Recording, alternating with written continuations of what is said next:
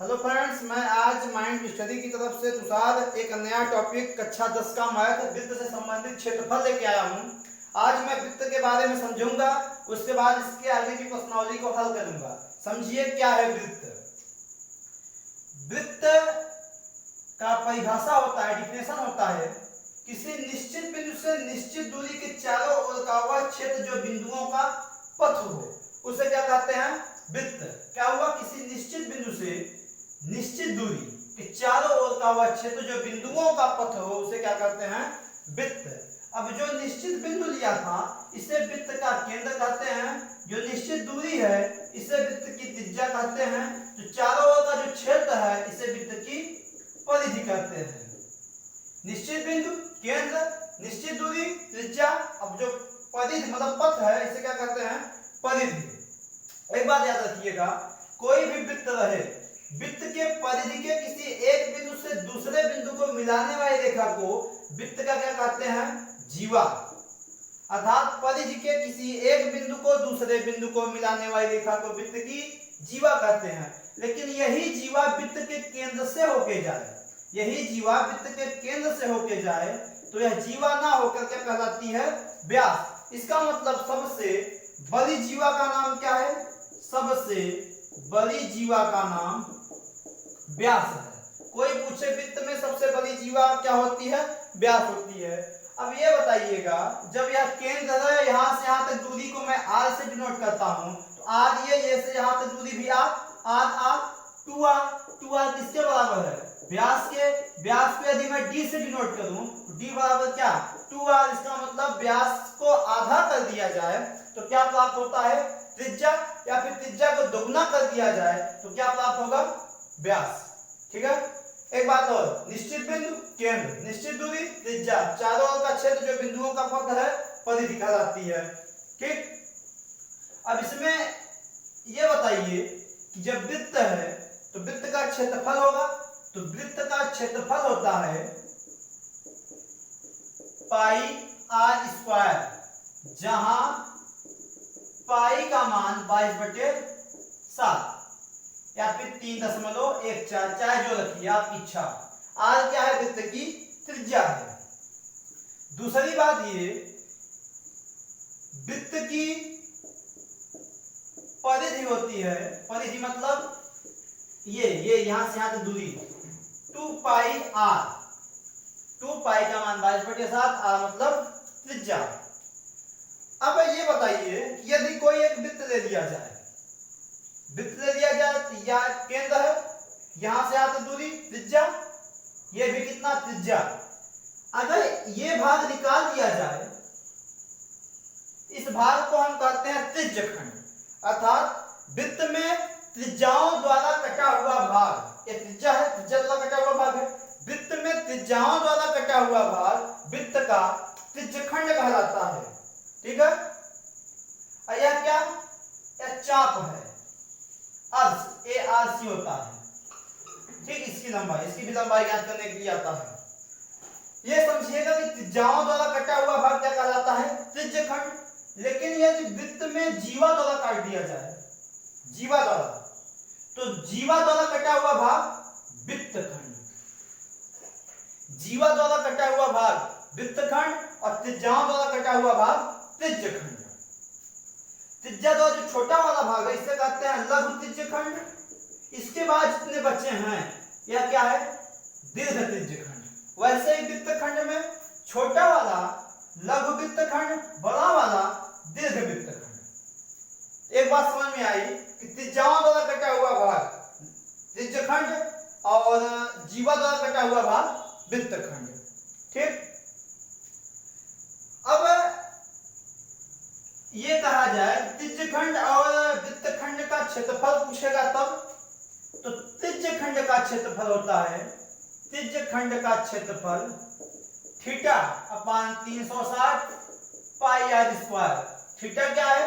जैसे यहां से यहां तक ये त्रिज्या कटा है, तो यहाँ पे जो कोण बनेगा वह थीटा है। उसके बाद आर भी दिया लगा, पाई भी दिया, मान रख के आप त्रिज्यखंड का क्षेत्रफल ज्ञात कर लेंगे। यदि यहां से यहां तक थीटा 30 अंश है, तो यहां से यहां तक कितना बचा? 360 पूरे होते हैं, तो यहां कितना बचा? 330।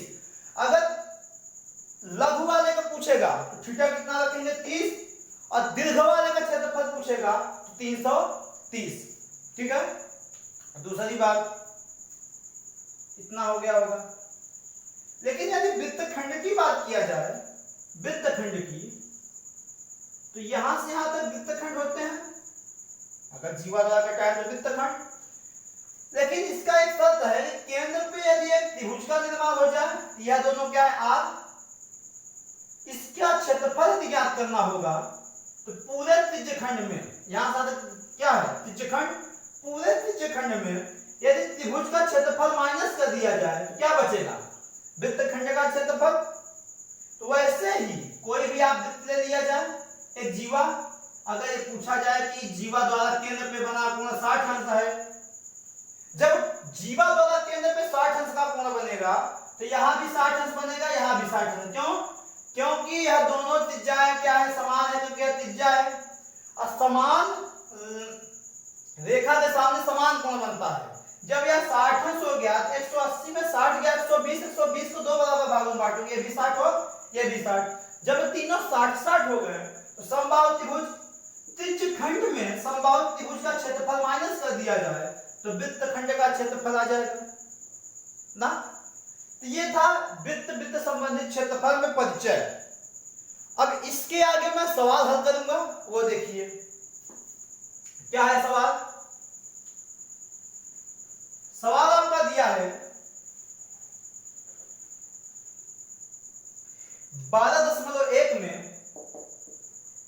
12.1 में पहला सवाल दिया है, दो वृत्तों की त्रिज्याएं क्रमशः 19 और 9 सेंटीमीटर है। दो वृत्त हैं, पहले की त्रिज्या 19 है, दूसरे की त्रिज्या 9 है। दो वृत्त की त्रिज्याएं पहले 19 है, दूसरे की 9 है। इस वृत्त उस वृत्त की त्रिज्या बनाइए जिसकी परिधि इन दोनों वृत्तों की परिधियों के योग के बराबर है। इन दोनों के परिधियों के योग के बराबर एक वृत्त बनाना है, जो इसकी परिधि आएगी वही इसकी दोनों के योग के बराबर होनी चाहिए। इसकी परिधि क्या होगी 2 पाई इंटू 19, क्योंकि पाई आर होता है 2 पाई आर। इसकी परिधि क्या होगी, इसकी क्या होगी, क्योंकि इसकी त्रिज्या हमें नहीं मालूम है, लेकिन ये जानते हैं कि दोनों के योग के बराबर परिधि इसका है, आर ज्ञात करना है। 19 दूना 38 पाई, 9 दूनी 18 पाई, दोनों का योग करिए। 38 पाई प्लस 18 पाई किसके बराबर है 2 पाई आर के। यदि मैं पाई को निकाल लूं बाहर तो बचेगा 38 प्लस 18 2 पाई आर।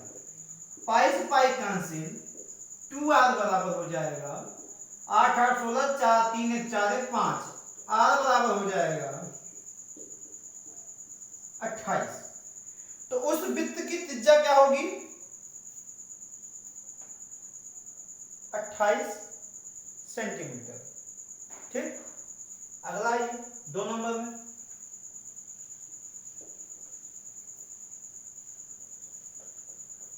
दो नंबर क्वेश्चन है, दो वृत्त की त्रिज्याएं क्रमशः 8 और 6 सेंटीमीटर है। दो वृत्त की त्रिज्याएं 8 और 6 है, पहले का 8 दूसरे का 6। इन दोनों की अच्छा उस वृत्त की त्रिज्या ज्ञात कीजिए जिसका क्षेत्रफल इन दोनों के योग के बराबर। इसका मतलब इस बार क्षेत्रफल निकालना है, pi r square pi r square, दोनों को जोड़ के एक नए वृत्त का है पाई आर स्क्वायर, दोनों के क्षेत्रफल का योग नए वृत्त के क्षेत्रफल के बराबर है। पाई आर स्क्वायर मतलब 8 गुणित 8 पाई 6 गुणित 6 पाई आर स्क्वायर। ये पाई से दोनों कैंसिल, क्योंकि पाई कॉमन ले लूंगा तो पाई पाई कैंसिल। 64 प्लस 36 किसके बराबर आर स्क्वायर के, 100 बराबर आर स्क्वायर। आर को रोकूंगा तो रूट में 100 किसका है 10 का। तो उस वृत्त का त्रिज्या क्या होगा 10 सेंटीमीटर। ठीक, आगे आइए, ये 2 नंबर सवाल था।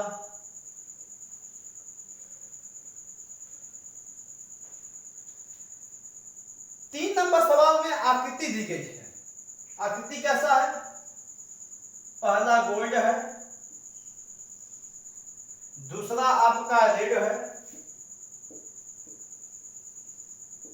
तीसरा ब्लू है, उसके बाद ब्लैक है, फिर व्हाइट है, और हर पट्टी की चौड़ाई भी दिया है, हर पट्टी की चौड़ाई दिया है 10.5, कितना 10.5 इसकी चौड़ाई दिया है। बोला है कि यदि गोल्ड वाले क्षेत्र का व्यास 21 है, व्यास दिया है कितना 21, तो गोल्ड का त्रिज्या क्या होगी, गोल्ड की त्रिज्या क्या होगी, मैं बोला व्यास का था 10.5 आ गया।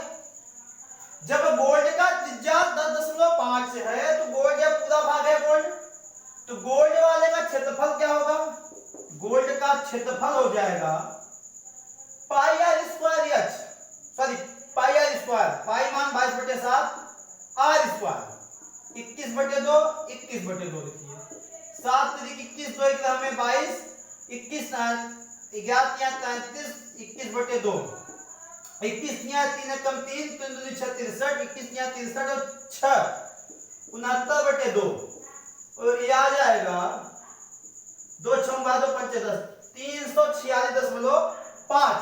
यह क्या है, गोल्ड का क्षेत्रफल है। यदि मैं ब्लू का क्षेत्रफल निकालूं तो ब्लू सिर्फ इतना है, तो आप थोड़ा दिमाग लगाइए, यदि पूरे वृत्त मतलब यहां से यहां तक त्रिज्या लेते हुए पूरे वृत्त में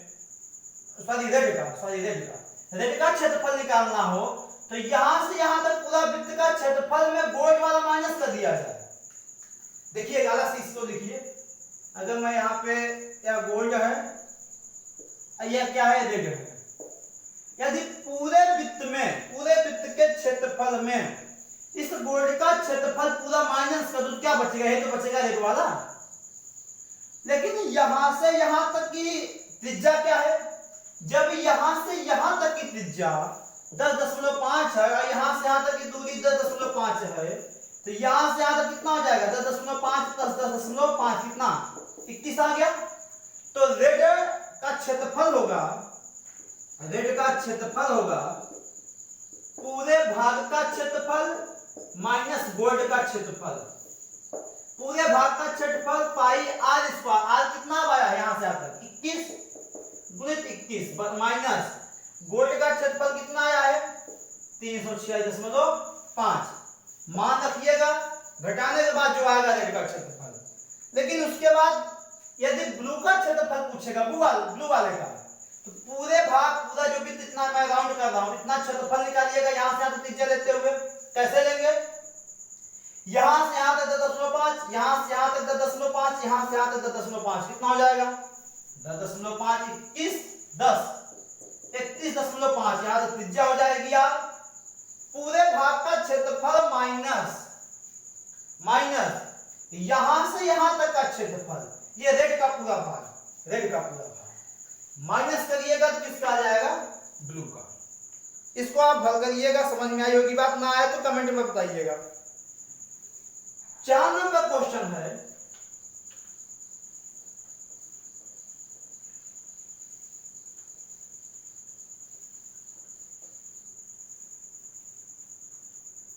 किसी कार के प्रत्येक पहिए का व्यास 80 सेंटीमीटर है। जब यह चाल और दूरी का या फिर इसमें कार पहिए का क्वेश्चन आएगा तो एक बात याद रखिएगा कि दूरी बराबर होता है इसमें n × 2 पाई r।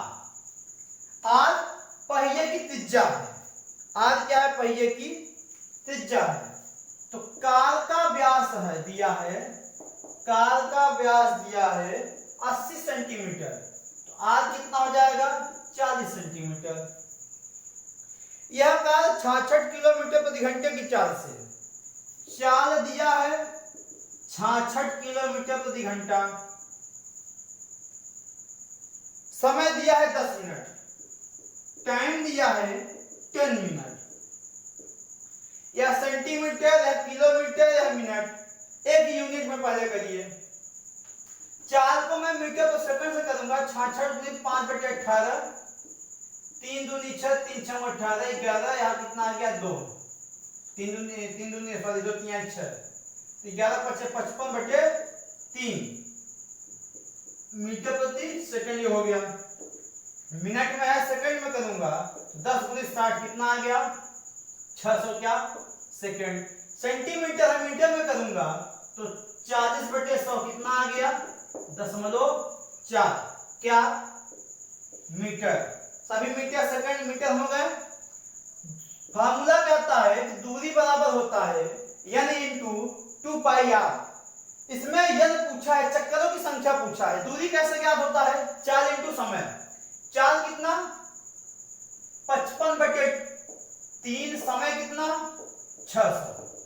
n इंटू 2, पाई का मान 22/7, आज कितना आया है 0.4।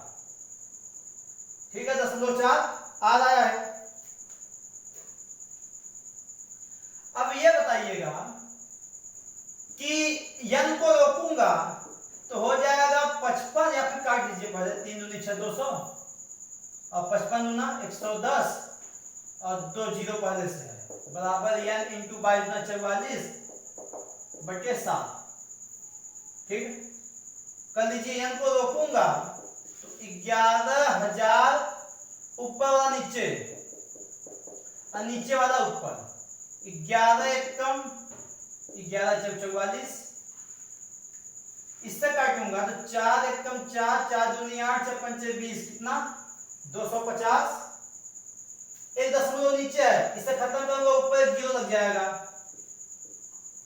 तो 2 दूनी 4 और 2 एकम 2, 2 दूनी 4, 2 पंचे 10। ये भी काट लीजिए, कितना आ गया 35।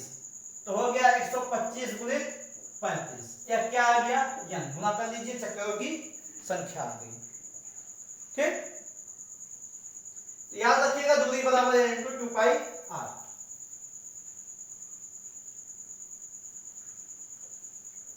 अगला क्वेश्चन है आपके सामने, लास्ट है 12.1 का। एक वृत्त का परिमाप उसके क्षेत्रफल संख्यात्मक रूप से बराबर है। कोई एक वृत्त है, इसका परिमाप, परिमाप बोले तो परिधि, इसका परिमाप इसके क्षेत्रफल के बराबर है। तो देखिए पाई से पाई कैंसिल।